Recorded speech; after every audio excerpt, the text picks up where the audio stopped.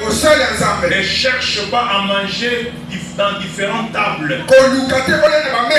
Tu es ministre de Dieu, reste focus. Et ne sois pas sur plusieurs tables. Beaucoup ont essayé d'être sur plusieurs tables. Aujourd'hui, nous ont donné raison. Tu es ministre de Dieu. Tu as été choisi par le ciel pour servir l'Éternel. Reste focus dans ton travail.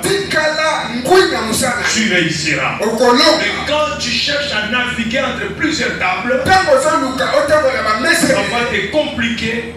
Et tu auras beaucoup de comptes à rendre. Et finalement tu perdras.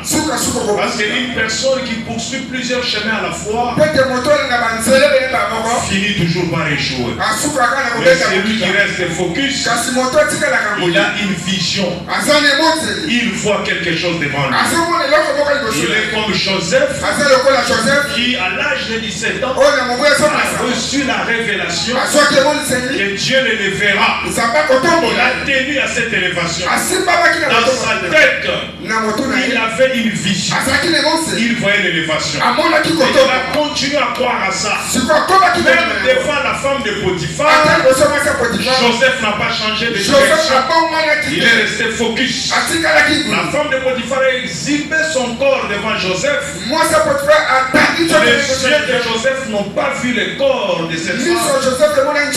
Mais les yeux de Joseph voyaient l'élévation. C'est ainsi que Joseph ne pouvait pas tomber parce que ses yeux ne voyaient pas la beauté de ses corps, ne voyaient pas l'éclat de ses corps, mais ses yeux voyaient la gloire à venir.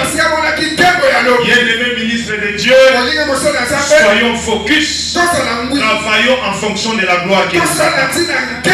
Et quiconque travaille en fonction de la gloire qui l'attend, cette gloire arrivera. Mais quand tu travailles, tantôt tu es ici, tantôt tu es là, nous comprendrons que tu n'as pas de vision. Parce que c'est simple, il y a beaucoup de serviteurs de Dieu qui travaillent, vous sentez qu'il est avec nous. Aujourd'hui il est ici, demain il est ici.